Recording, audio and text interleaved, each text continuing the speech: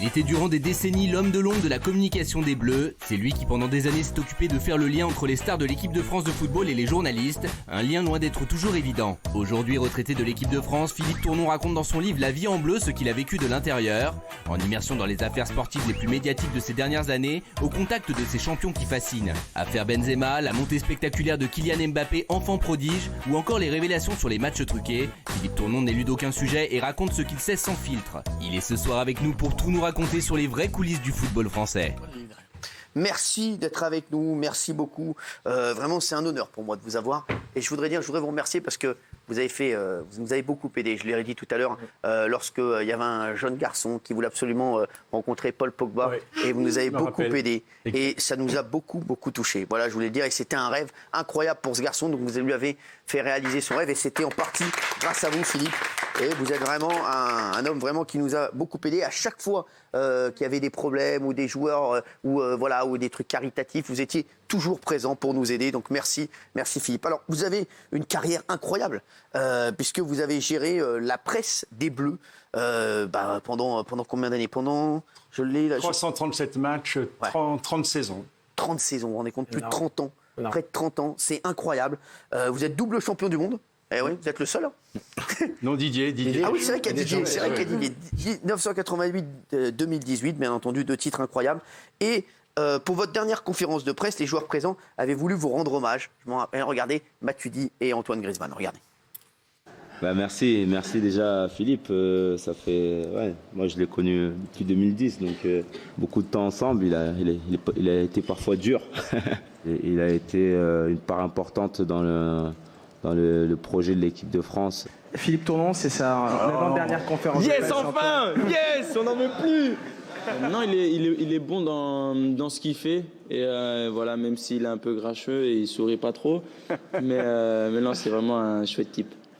Je voudrais dire, et peut-être grincheux, Philippe, mais c'est vraiment, je vous dis, quelqu'un qui a un grand cœur. Et on l'a vu plusieurs fois, en tout cas, avec nous. Ça vous fait quelque chose quand vous voyez ces joueurs reparler de vous? Oui, évidemment, c'est que des bons moments, surtout que la conférence de presse est terminée. Il y a 150 journalistes français qui se sont levés, qui m'ont applaudi quand l'émotion est encore là, quoi. Donc, j'ai pas été trop mauvais dans mon job, sans doute. Alors, vous avez écrit un livre incroyable, où vous parlez de tout. Une des affaires qui a fait le plus parler dans le football ces dernières années, c'est le cas Benzema. Le joueur n'est plus appelé en équipe de France depuis 2016. Ça divise carrément la France. Hein. Tout est parti d'une histoire de sextape. Ouais. Est-ce que vous pourriez raconter à nos téléspectateurs?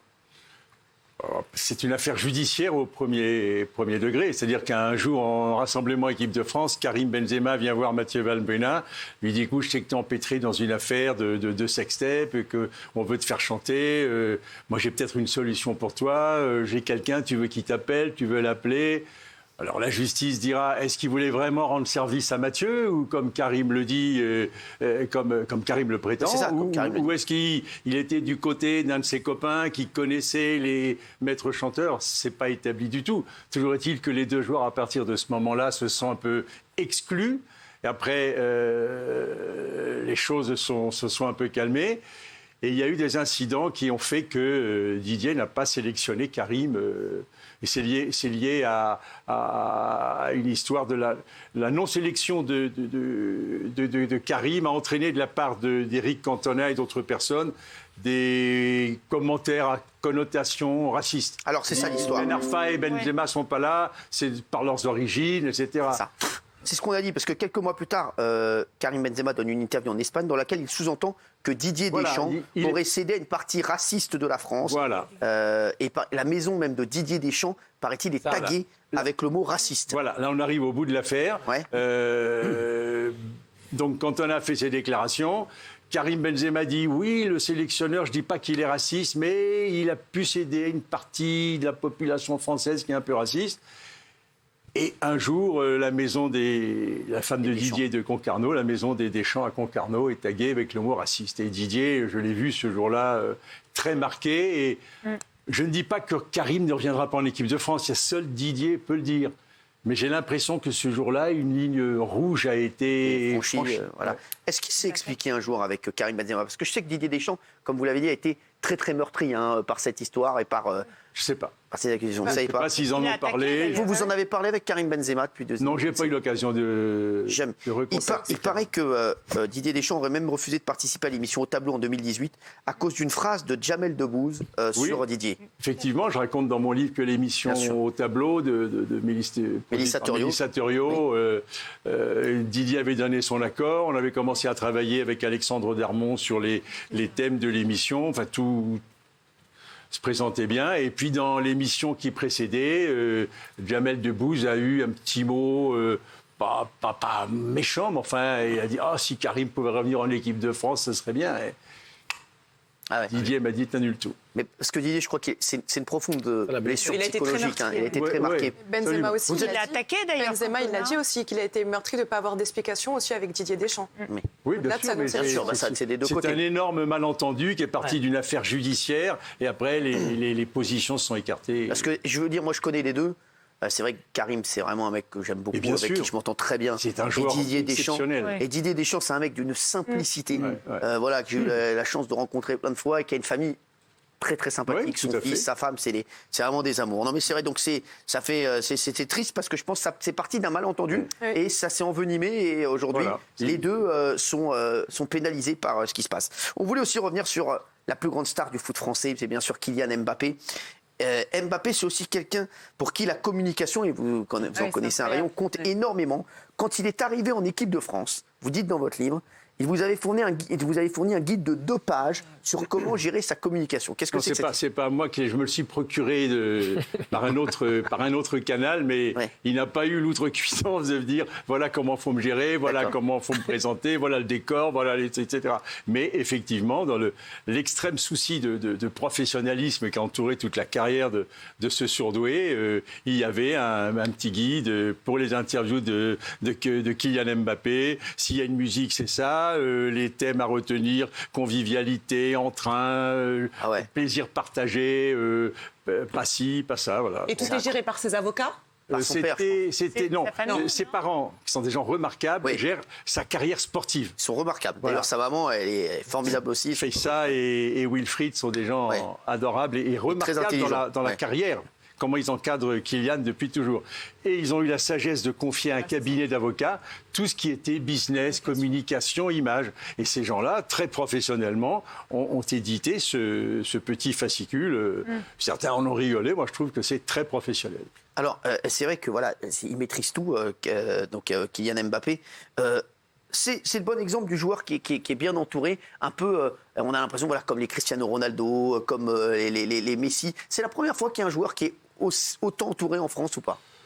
Oui, avec ce souci du détail, oui, mais enfin, l'entourage peut aussi être très Néfaste. favorable et positif au niveau familial. Ou néfaste dans certains cas aussi, non? Il y a eu des gens qui étaient mal entourés. Bien sûr, aussi. voilà, par exemple, Hugo Lloris, ses parents, il y a un encadrement familial, il y en a qui ont une femme qui a les pieds sur terre, etc. Mais il y en a malheureusement beaucoup qui viennent de milieux un peu défavorisés, l'argent commence à leur tourner la tête, donc il y a des gens qui tournent autour d'eux, le conseiller image, le conseiller pour le patrimoine, ils vivent au crochet du joueur et ils lui donnent pas toujours les bons conseils. Si tu joues pas, ben, c'est ton entraîneur, c'est un connard, etc. C'est ça. Voilà. Ouais, donc qui monte aussi Donc la après, tête. il y a mais- des joueurs, je pense à Mvila qui avait... Yann était Mvila parti qui a- pour- Yann Mvila qui aurait Bien dû sûr. y avoir 80 ou 100 sélections aujourd'hui. Qu'est-ce qui s'est passé pour Et Yann Mvila? il y avait du monde, beaucoup de monde autour de lui qui ne donnait pas toujours que des bons conseils et il s'est perdu en chemin. C'est un Comme très bon beaucoup. joueur. Hein. C'est vrai que c'est un Exceptionnel. talent exceptionnel. Remarquable. Bon, il a fait quand même une belle carrière. Oui, puis il Voilà. revient bien. Voilà, c'est oui, ça. mais enfin, il aurait pu faire beaucoup mieux quand même. Ouais. Alors, Et c'est pas le seul. Kylian Mbappé, c'est celui qui vous a le plus impressionné ces dernières années? Ah oui, enfin, parmi la nouvelle génération, c'est le joyau parmi les joyaux. Ousmane Dembélé a beaucoup de talent. Bien sûr, Ousmane, j'embrasse le frérot, oui.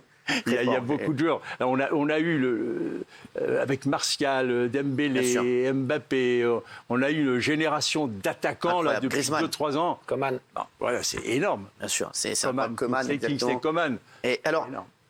est-ce qu'il y a un joueur voilà, qui était vraiment... voilà, parce qu'on parle souvent d'Adil Rami, qui était un joueur voilà, qui était très important, mine de rien, pour l'ambiance des Bleus. Est-ce que c'est le joueur qui était le plus sympathique en équipe de France, Adil? Mais ils étaient tous sympathiques, mais il y a des des tempéraments réservés. Par exemple, Raphaël Varane va jamais mettre l'ambiance, quoi. Il n'est pas le dernier à rigoler une blague. C'est pas la grande son barcade, truc. ouais. Adil Rami ou Franck Ribéry à son époque, Bruno Bellone pour la génération 84 étaient des garçons qui sortaient des vannes à tout bout de champ, ou Ribéry qui m'a mis de la moutarde dans ma crème caramel. Très très drôle. Franck Ribéry, il vous a fait des coups. Franck, oui, un jour j'ai au buffet prendre une crème caramel. Et il y avait de la moutarde. C'était bien fait, hein. C'est un peu comme vous, Cyril. Alors, c'est des blagues, la série, là. Franck, c'est un pote, je le dis, et à chaque fois, quand même, voilà, il n'arrête pas. Voilà, c'est vrai qu'il n'arrête pas. Et Franck Ribéry, un jour, il a pris le volant du bus du Bayern de Munich et il s'est emplafonné le poteau qui était à la sortie du vestiaire. C'est génial. Voilà. Alors, dans votre livre, vous revenez aussi sur un autre dossier. Alors, il y a plein de dossiers, on ne peut pas revenir sur tout ce soir, mais c'est vrai que ce livre est incroyable. Hein. Philippe Tournon, La vie en bleu, 50 ans de secret dans les coulisses de l'équipe de France chez Albin Michel. Et vous revenez sur les matchs truqués, sur la triche dans le football. Et ça, c'est un passage extrêmement intéressant. En 97, on se rappelle que Bernard Tapie était condamné à 2 ans de prison, dont 8 mois ferme dans l'affaire de matchs truqués entre Valenciennes et l'OM. Des joueurs de Valenciennes ont déclaré avoir été... 93. C'est ça, oui, en 93, exactement. Ont avoir été invités par des émissaires de l'équipe adverse à lever le pied en échange d'une somme d'argent. Une peine de prison pour des matchs truqués, pour vous, c'est normal ? Je ne suis pas juge, je n'ai pas l'échelle d'appréciation. Le procureur de Montgolfier, qui était au cœur de l'affaire, a reconnu récemment que ça valait peut-être pas ça. Le problème, c'était que le personnage central, c'était Bernard Tapie, qui a fait du tapis dans les grandes largeurs. Montgolfier n'a pas du tout aimé et il a été extrêmement sévère. En fait, c'était de l'anti-Tapie, quoi, ce qu'il a fait. Hein. Voilà. Et Tapie est arrivé, il lui a dit carrément, bon, peut-être qu'on peut s'arranger. Enfin, et Montgolfier, il raconte ça, on devine un peu que ça a dû se passer comme ça. Donc, il n'a pas fait de cadeau, visiblement. Mais ça vaut peut-être pas ça. D'un autre côté, pour les matchs truqués, il y en a pas, à ma connaissance, il n'y en a pas eu quand même. Le football français n'est pas gangréné par les matchs truqués. Il y a quand même, dans la même décennie, il y a eu le président de Saint-Étienne qui passe aussi par la prison pour une affaire de caisse noire. Le président de Bordeaux pour des pratiques frauduleuses. On connaît aussi des histoires de corruption qui ont bousculé la FIFA ou l'UEFA. Dans les autres pays que la France, il y a beaucoup de matchs truqués ou pas ? Oui, il y a des pays, on cite souvent la Turquie, la FIFA a suspendu des fédérations pour des pratiques un peu douteuses. Je pense que, je ne vais pas décerner un brevet d'exemplarité à la France, mais je pense qu'on est quand même pas mal au point de vue rigueur. Alors, d'ailleurs, il y en a certains qui ont même été jusqu'à soupçonner que la finale de la Coupe du Monde 98 était achetée. Oui. Je ne sais pas d'où c'est sorti. Parce que c'était en France, il y a plein de gens qui disent c'était acheté. Ils avaient déjà prévu que le Brésil irait en finale. En fait, ce que disent les gens, Philippe, c'est qu'ils disent que le tirage au sort, même depuis le tirage au sort, après c'est n'importe quoi, hein, mais il y en a qui disent que même le tirage au sort aurait été arrangé et que tout avait été fait pour qu'il y ait une finale France-Brésil. Mais non, mais c'est toujours comme ça. Dans toutes les Coupes du Monde précédentes, le pays organisateur est placé comme en tennis en haut du tableau, et puis les favoris sont à l'autre bout. C'est ça. C'est pas de la magouille, c'est pas du favoritisme. C'est comme Federer et Nadal quand ils étaient numéro 1 et 2, ils ne se rencontraient pas avant la finale. Exactement, voilà, c'était pareil. Voilà. Alors, c'est vrai que ça, c'était. Tu peux pas truquer les 2 buts de Thuram en demi-finale contre la Croatie. Tu peux pas le truquer. Va truquer. Thuram qui marque du gauche en demi-finale. C'est pas possible. Pour faire quoi? Thuram, il n'a jamais marqué de but avant, il n'a jamais marqué après. Donc c'est n'importe quoi. Oui, Guillaume. Moi j'ai une question. On sait qu'il y a beaucoup plus d'argent aujourd'hui dans le foot qu'il y a 30 ou 40 ans. Est-ce que tout cet argent, le foot business, est responsable de toutes les polémiques que vous évoquez? Est-ce qu'il y a trop d'argent dans le foot? Non, l'argent n'est pas condamnable. L'argent dans le football business, c'est de l'argent privé. C'est une activité qui génère des milliers d'emplois et qui reverse en taxes et en impôts des milliards au fisc français. Donc, en revanche, pour rester dans l'actualité du moment, le football français a voulu se croire à l'égal de l'Espagne, de l'Italie, de l'Angleterre et de l'Espagne, et on n'y est pas. Et vous pensez que les joueurs devraient baisser leur salaire avec l'actualité là? Disons que dans le contexte actuel et le marasme où sont les clubs, un geste des joueurs serait le bienvenu, mais personne ne peut les obliger. Ils sont sous contrat individuellement avec les clubs. Certains vont le faire, d'autres ne le feront pas. Géraldine. Philippe, vous parlez de la communication des joueurs. Et comme vous êtes une sorte de disque dur de cette communication, je voulais savoir, est-ce que vous n'êtes pas quand même nostalgique de la communication d'avant? Alors, on s'extasie sur Kylian Mbappé, mais vous ne pensez pas que ça manque quand même de spontanéité, de fraîcheur? Rappelez-vous à l'époque de Les yeux dans les bleus. Voilà, aujourd'hui, est-ce que vous pensez que les réseaux sociaux ont complètement changé la donne et ont changé même votre métier? Ils ont changé la donne, mais c'est surtout la pression médiatique. Moi, je raconte dans le bouquin que les stages de l'équipe de France, au début des années 70, on était 6 ou 7. Aujourd'hui, ils sont 150. Alors, 6 ou 7, il n'y avait pas de chef de presse pour nous emmerder. On montait dans les chambres des joueurs. Le photographe de l'équipe, le rappelle Dédé Lecoq, qui était le photographe star de l'équipe. Et à la sortie de l'entraînement, il disait à Beretta, Révelli, Loubet, tiens, je t'emmène. Il les montait en voiture dans le vieux Saint-Malo. Il les mettait à califourchon sur les canons de surcouf. Il faisait la photo pour la ligne de l'équipe du lendemain. Voilà, aujourd'hui, mais on rêve. Organiser une photo, c'est une galère. Tout est compliqué. C'est impossible. C'est qui le joueur qui vous a le plus marqué? Tu m'as pris ma question. À quel point de vue? Je sais pas, le premier joueur qui vous a à l'esprit, celui le plus sympa, celui avec qui vous entendiez le mieux de toute l'histoire. Parce que vous êtes quand même. Vous avez fait 98. J'ai toujours eu, quand j'ai débuté, c'était la tradition à l'équipe, le petit dernier entrée s'occuper de l'équipe de France Junior. Et dans l'équipe de France Junior de 68, qui a été en finale de championnat d'Europe, il y avait un joueur exceptionnel, Serge Chiesa, qui était de la veine de Platini, de Zidane, au point de vue ballon, au point de vue toucher de balle. Mais le petit gamin, il voulait pas les stages, il voulait rester à la maison avec sa petite femme, son petit chat, sa cheminée, et il a refusé l'équipe de France. Il a pas voulu faire des stages. Mais au point de vue talent, ce gamin, il pouvait faire une carrière à la Messi. Alors voilà, j'ai une petite pensée pour lui. Ça doit lui faire plaisir en tout cas. Ouais, s'il me regarde. Et Zidane ou Mbappé? Très différent. Ouais. Très, très différent dans le jeu, dans le tempérament. Le joueur Zidane était d'une timidité. C'est vrai que c'était lui le vrai patron de l'équipe de France en 98. Le patron technique, oui. Ouais. Mais c'est le patron tout. même, voilà. C'était Deschamps, non? C'est vraiment Deschamps, ouais. Deschamps, puis Laurent Blanc au deuxième rideau. Ouais. Et après, quand il y a eu Raymond Domenech, l'affaire du. Mais je sais pas, j'y étais pas. Ouais. Quand Raymond est arrivé, il a viré tout le monde.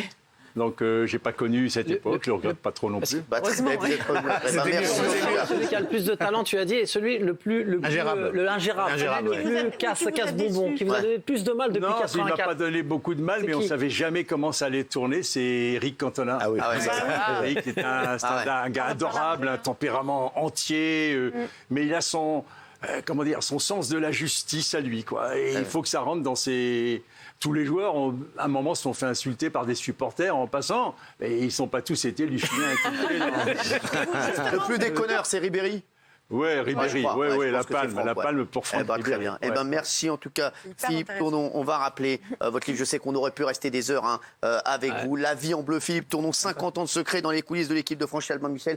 Très, très, très bon ouvrage. Merci Philippe, ça m'a fait très plaisir de vous rencontrer. Voilà, je vais vous dire. Merci pour tout ce que vous avez fait.